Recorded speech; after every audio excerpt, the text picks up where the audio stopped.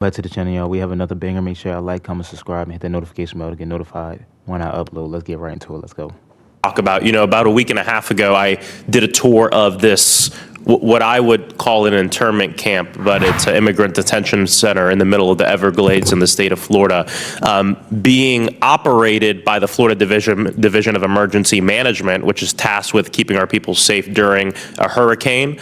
And they're spending about $450 million of the $500 million cap that they can spend to prepare for hurricanes on the detention center. So hurricane comes up in the Gulf tomorrow, barreling towards Florida. They have to go back to the legislature and spend time doing that instead of taking care of the people of our state. But that's a whole other thing. I want to talk about the lack of transparency and fairness we're seeing in this, because I don't want to see this exported across the country. The most recent example is this Everglades facility. Here's some examples. CDR Health, which has donated about $4 million to Republicans in Florida over $500,000 to Florida Governor Ron DeSantis a few months ago, won a $17.5 million contract for this specific facility. IRG Global, which has given $400,000 to Governor DeSantis and the GOP, including $10,000 to the Florida GOP just hours before they were awarded a $1.1 million contract for this immigrant detention center. They're running the camp operations, and they got another $5 million contract later in a few weeks after that. None of these businesses hired to build, staff, and run this immigrant detention facility have any prior experience with immigrant detention centers and no prior experience with anything in corrections facilities or anything around that. This is costing us 8 to 10 times what it usually costs to house a typical inmate. And I would like to... We're literally putting all this money into an immigrant prison, but we can't help our own citizens out. What? It doesn't make sense to me. It really don't. Enter into the record unanimous consent. This article from the Orlando Sentinel. Without objection.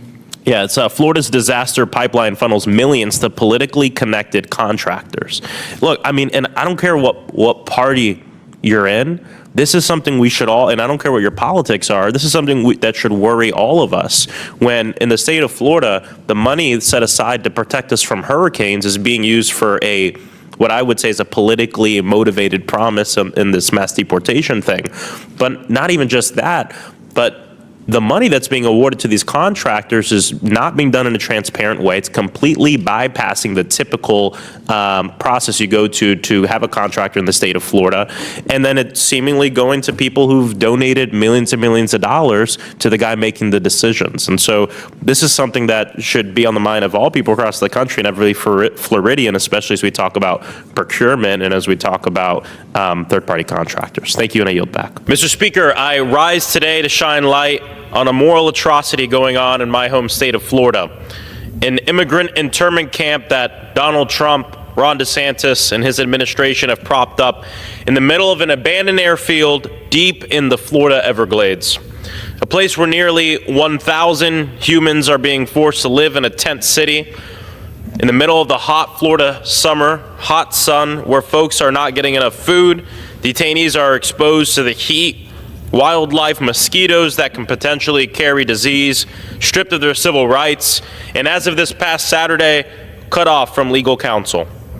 And while this humanitarian nightmare unfolds, soulless politicians like Ron DeSantis and Donald Trump, Kristi Noem, grin and call this place, I'm actually not even going to use the name that they're calling it and dignify it, but they sell merch, they make jokes, they print hats with cartoon alligators dressed up as ICE agents, and they laugh as people and families are suffering. I can tell you the amount of constituents I've heard from. Their dad is in this facility. I haven't heard from them for weeks.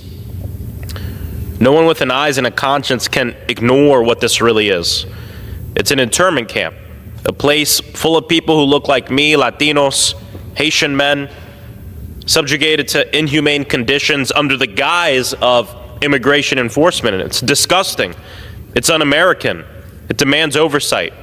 Members of Congress have a legally protected right to conduct oversight of immigrant detention centers. That means that we have the power to show up unannounced, as I have on other occasions, and see what's going on with our own eyes. That was my plan and the plan of my fellow Florida congressional Democrats last week. We were ready to do our jobs. Somehow word got out to the DeSantis administration that we were showing up, and so they decided to invite us at the same date and time we were going to show up anyway. But we took them up on that. We went in the facility, and here to talk a little bit about my experiences in there.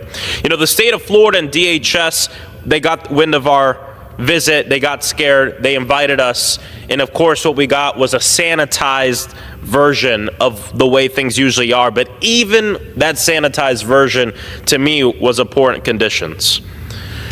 You know, I also heard reports that the night before we showed up, magically the detainees got their first shower they had in a while. Magically they got one of their first actually good meals. And it just shows why the unannounced visits are so important to see how things really are. But I got to tell you, a clean cage is still a cage. And at the end of the day... Facts, bro. A clean cage is still a cage. Bro, that is insane.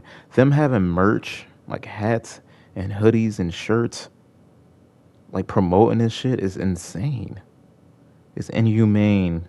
He said it's un-American. I don't even know what American is at this point. In this facility, we have 32 men being crammed in each cage, about 4 to 6 cages in each tent. Each tent, you know, we brought a thermometer in there, was about 84, 85 degrees, of course, in the hot Florida sun. You know, I'll always remember walking in that front door and looking at these gentlemen in there, everyone screaming for help. One guy asking me to call his family. He was screaming out a phone number. I couldn't hear him. I couldn't get all the digits down. Only 3 sources of water per cage. They're the spigots connected to the toilets, much like the jail units we've seen. But usually in those jails, it's one of those units for 2 to 4 people, not 3 for 32 people. But I got to tell you, one of the most emotional parts for me was when we looked at the cages from afar. We weren't let in the tent, but standing at the doorway, hearing those chants, freedom, freedom, libertad, libertad, people yelling. This isn't security, it's cruelty. It's not immigration policy, it's dehumanizing people. You know, Trump said this was about keeping people safe. He said it's about going after criminals, but we all know it's one big lie. Hundreds of the people being held in this internment camp have no criminal charges. I won't stay silent while our government turns the Everglades land, of which protecting it used to be a bipartisan thing, and the state is spending $450 million from our Division of Emergency Management to run this internment camp. And we're in hurricane season. I don't care if you're a Democrat, Republican, I don't care what you are. The Division of Emergency Management has the ability to spend up to $500 million without going to the legislature in emergency money. They're going up to $450. We're about to go into hurricane season, which means that when a hurricane is barreling towards our state, they're not going to be able to do what they need to do immediately to save lives because every minute matters. They'll have to go back to the legislature and beg for more money because they spent $450 million of our money on a damn internment camp in the middle of the Everglades. Along with partners, we're going to do something about it. Of course, litigation has been filed. I think what's important for people to know is that this is a federal facility. We were told that ICE is calling the shots here. Federal facility run and operated by the state. I yield back. $500 million on poured into a facility, but you can't help your day-to-day citizens? We're just in a rat race, bro. Money is fake. It's not real. It gets printed every day. They could easily just hand out money to everybody, but that would be way too easy. That'd be way too easy. They need a system. They need us to. It's insane, man. It's that's all across the world though. But America is just the worst, man.